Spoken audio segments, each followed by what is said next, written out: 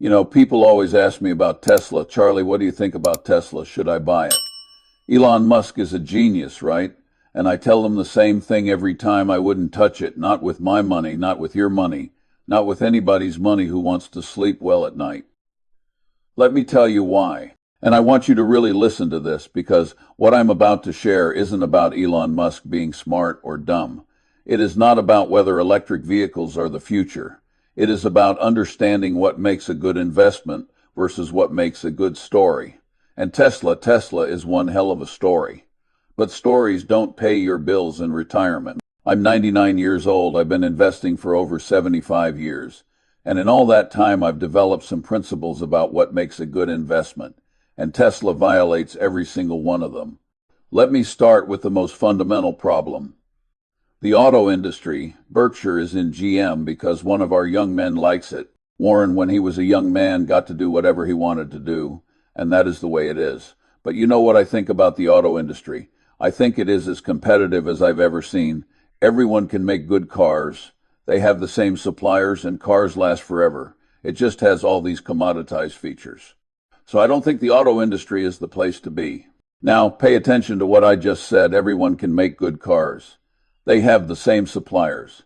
It is commoditized. You know what that means? That means there is no moat, no sustainable competitive advantage, nothing that protects you from competition. I remember back in the 80s and 90s, you had these Korean companies come up from nothing in the auto business. They worked 84 hours a week with no overtime for more than a decade. At the same time, every Korean child came home from grade school and worked with a tutor for 4 full hours in the afternoon and evening, driven by these tiger moms. Are you surprised when you lose to people like that? Only if you're a total idiot. The auto industry has always been brutally competitive, and it is only getting worse.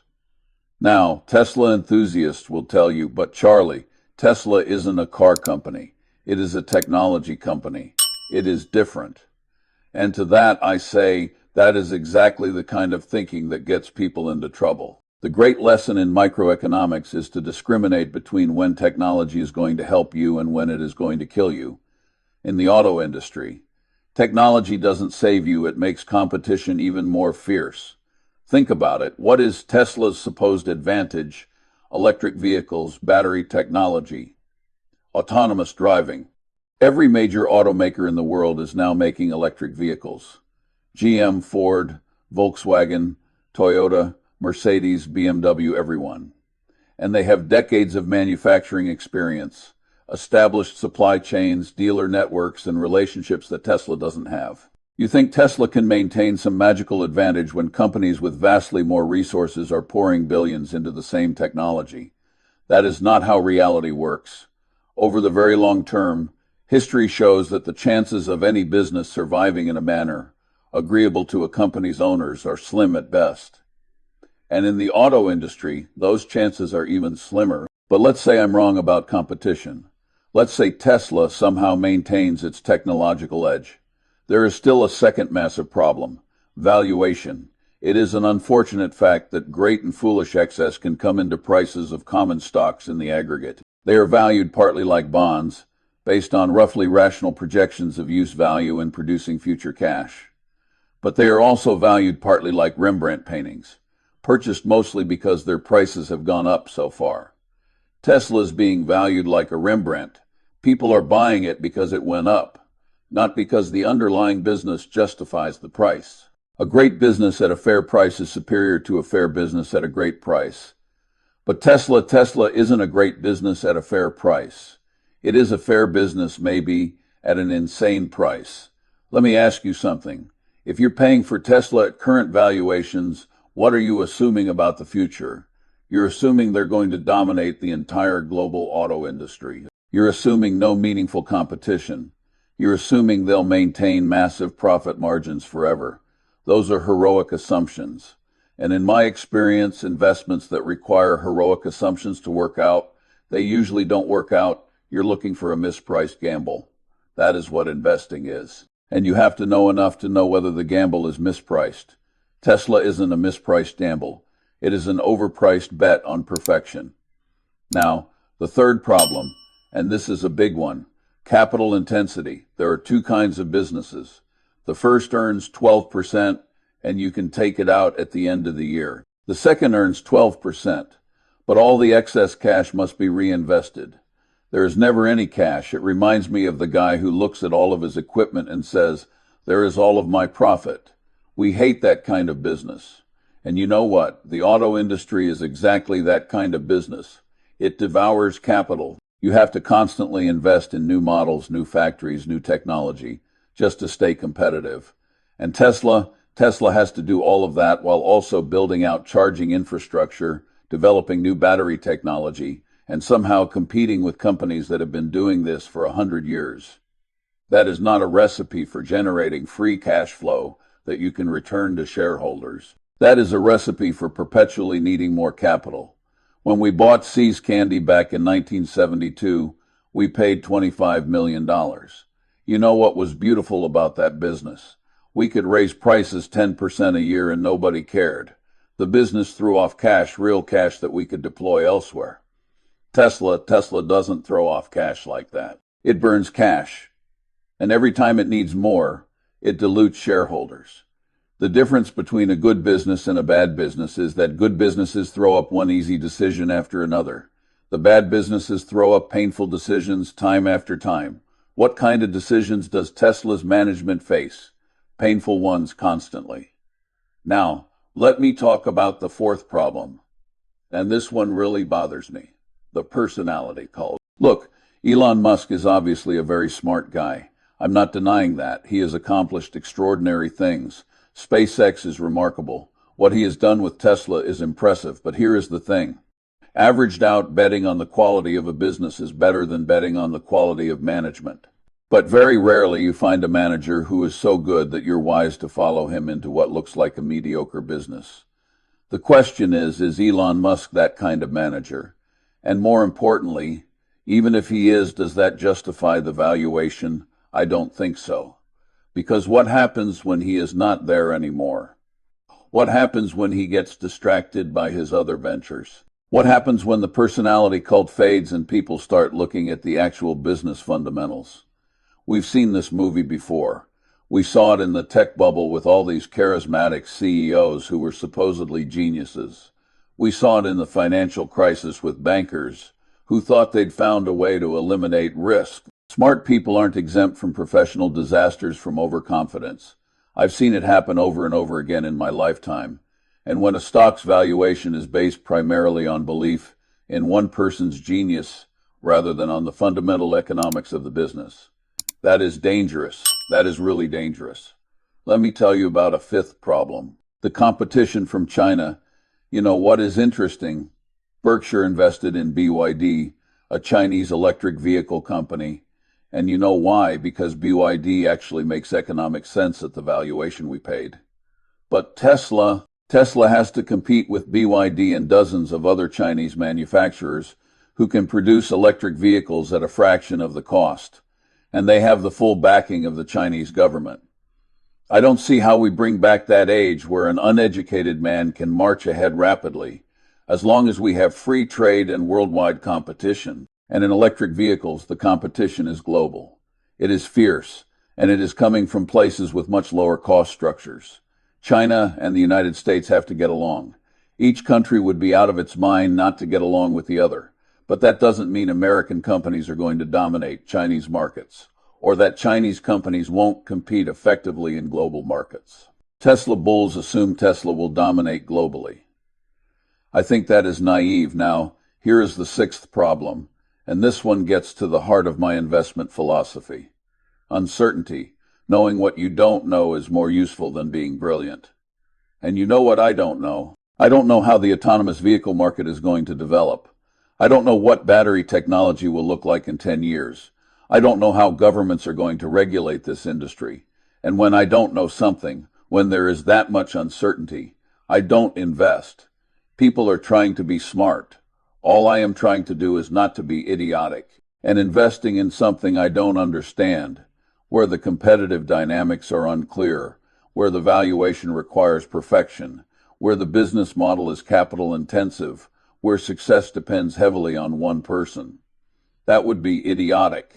It is remarkable how much long-term advantage people like us have gotten by trying to be consistently not stupid, instead of trying to be very intelligent.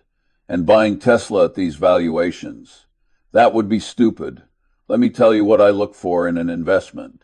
I want a business I can understand. I want a business with a sustainable competitive advantage. I want a business that generates free cash flow.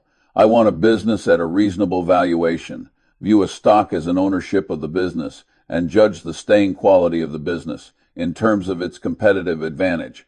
Tesla doesn't check any of those boxes for me. Now, I know what some of you are thinking, but Charlie, Tesla's stock has gone up tremendously. People who bought it have made a fortune. Aren't you just being a stubborn old man? And to that I say, if people weren't wrong so often, we wouldn't be so rich. Just because something has gone up doesn't mean it was a good investment. It means you got lucky with timing, and luck isn't a strategy. The desire to get rich fast is pretty dangerous. I've seen it destroy people over and over again in my lifetime. It is in the nature of stock markets that they go down. So people suffer then. Conservative investing and steady saving without expecting miracles is the way to go. But people don't want to hear that. They want the exciting story. They want to believe they've found the next Apple or the next Microsoft. And maybe Tesla is the next great company. Maybe I'm completely wrong. Maybe everyone who buys Tesla at current prices will look like a genius in 20 years. But I'm not willing to bet on that because I think that one should recognize reality even when one doesn't like it. Indeed, especially when one doesn't like it. And the reality is that Tesla faces massive competitive challenges, has an uncertain business model, trades at an astronomical valuation, and requires heroic assumptions to justify current prices. That is not investing. That is speculating. And there is a big difference. Life, in part, is like a poker game, wherein you have to learn to quit sometimes when holding a much-loved hand. You must learn to handle mistakes and new facts that change the odds. And when the facts tell me that a stock is overvalued, that the competitive dynamics are unfavorable, that the business model is questionable, I fold. I don't care how much everyone else loves the hand, missing out on some opportunity never bothers us. What is wrong with someone getting a little richer than you? It is crazy to worry about that. I'd rather miss Tesla going up than own it and watch it go down. Because you know what? If you're not willing to react with equanimity to a market price decline of 50% 2 or 3 times a century, you're not fit to be a common shareholder. And I guarantee you, the people buying Tesla at current prices, they're not going to react with equanimity when it drops 50%. They're going to panic. They're going to sell. They're going to learn an expensive lesson. I've lived through many market cycles. I've seen stocks go up for reasons that made no sense. I've seen them crash when reality set in. I saw it in the tech bubble. I saw it in the financial crisis, and I'll see it again. If you, like me, lived through 1973-74, or even the early 1990s, there was a waiting list to get out of the country club. That is when you know things are tough. The people buying Tesla today, they haven't lived through that. They don't understand what it feels like to watch 50% of your wealth evaporate. But they will, because that is what happens when you buy overvalued assets. Eventually, reality catches up. Now, let me be clear about something. I'm not saying electric vehicles are bad. I'm not saying Tesla is going to go bankrupt. I'm not saying Elon Musk isn't smart. What I'm saying is that at current valuations, Tesla is not a good investment for someone who wants to sleep well at night. You do get an occasional opportunity to get into a wonderful business that is being run by a wonderful manager. And of course, that is hog heaven day. But those opportunities are rare, really rare, and they come at reasonable valuations, not insane ones. You should remember that good ideas are rare. When the odds are greatly in your favor, bet heavily. The odds are not in your favor with Tesla, not at these prices, not with these competitive dynamics, not with this much uncertainty. Successful investing requires this crazy combination of gumption and patience, and then being ready to pounce when the opportunity presents itself. Because in this world, opportunities just don't last very long. But you have to wait for the right opportunity. You can't just buy something because it is popular, because everyone's talking about it, because you're afraid of missing out. It is waiting that helps you as an investor, and a lot of people just can't stand to wait. So they buy Tesla, and they convince themselves it is different this time, that the old rules don't apply. That valuation doesn't matter as long as the story is exciting enough. But it does matter. It always matters. Eventually, the fundamentals reassert themselves, and when they do, the people who bought the story instead of the business, they're the ones who get hurt. I'm not going to be one of those people. I'm going to wait. I'm going to stick to my principles. I'm going to invest in businesses I understand, at valuations that make sense, with competitive advantages I can identify, and Tesla doesn't fit that criteria. So when people ask me, Charlie, should I buy Tesla? I tell them no, absolutely not. Not at these prices, not with these risks.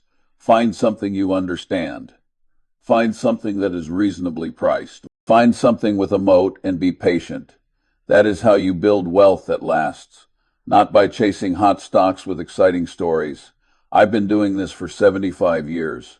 Warren and I have built one of the most successful investment records in history, and we didn't do it by buying Tesla. We did it by being patient, by avoiding stupidity, by sticking to our principles. And if that means I miss out on Tesla going to the moon, so be it. I can live with that. What I can't live with is violating every principle I've spent a lifetime developing just because everyone else is doing it. That is not investing. That is madness, and I'll have no part of it.